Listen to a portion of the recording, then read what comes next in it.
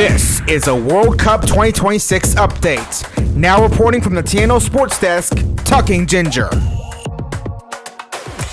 Sunday morning, everyone. I'm Talking Ginger, back from my vacation in Mexico and ready to get you guys caught up on the World Cup. This is day 18, and we have now entered the knockout stages of the tournament, which means it is gut check time for the remaining 32 teams. Before we get to the solo knockout match we have scheduled for today, let's take a look at yesterday's match recaps.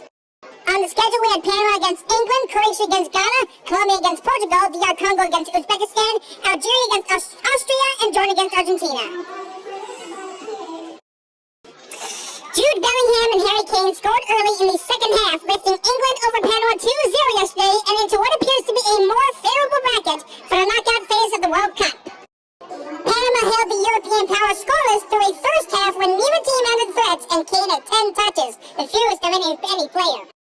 Wearing red jerseys in a tournament for the first time since beating Sweden in a 2018 World Cup quarterfinal, England finished the group with 2 wins and a draw for 7 points. The English played their round of 32 match Wednesday in Atlanta, likely against Senegal or Congo DR. The team that advances faces Mexico or Ecuador in Mexico City. Croatia earned a spot in the World Cup knockout stage, getting goals from Nikola Vlasic and Luka Sukic to beat Ghana 2-1 yesterday. Ghana had already secured advancement from the group stage for the first time since 2010. The win means Croatia finished second behind England in Group L, with Ghana third. Colombia finished the World Cup's opening round as the Group K winners after playing Portugal to a scoreless draw last night. Both teams had already secured spots in the knockout stage before the match, needing only to learn their opponents for the next round. Colombia will play Ghana, which lost 2-1 to Croatia earlier in the day. Portugal, who entered the expanded 48-team tournament as a favorite, will face Croatia as the Group K runners-up. Congo advanced to the knockout stage of the World Cup for the first time by rallying to a 3-1 win against Uzbekistan last night. The African nation was playing in soccer's biggest tournament for only the second time in its history after a 52-year absence. 2 second-half goals from Yohan Wissa and one from Fiston Mayele sealed the win and saw Congo join Cape Verde as another surprise qualifier for the round of 32.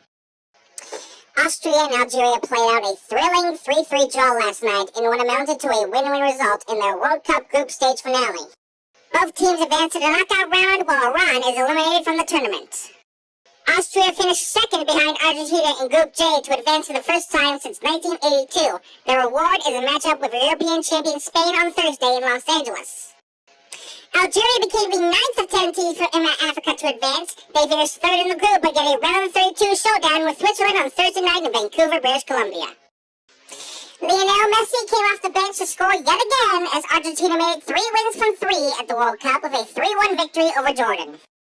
Messi made it 6 goals in 3 games at this tournament, extending his own all-time World Cup record to 19 goals, which is impressive. The win ensured Argentina topped Group J with a perfect record. And now, with all 72 group stage matches complete, we are now officially on the round of 32 at the World Cup. And the knockout stages begin with our one solo match today, South Africa against Canada. This will be the first World Cup knockout stage game for both nations.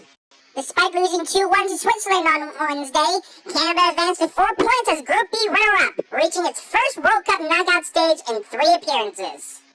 The loss snapped Canada's 9-match unbeaten streak, and it was only the second time in the last 19 games that Canada has allowed multiple goals.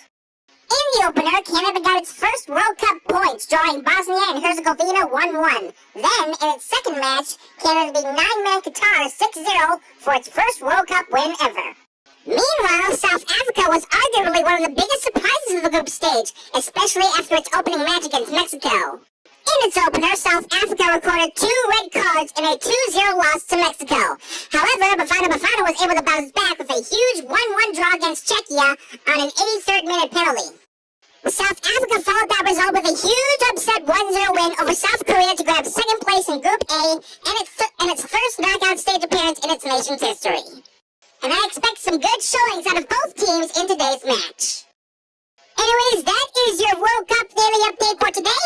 I'm Talking Ginger, and I'll see you here tomorrow for another update. This has been a World Cup 2026 update.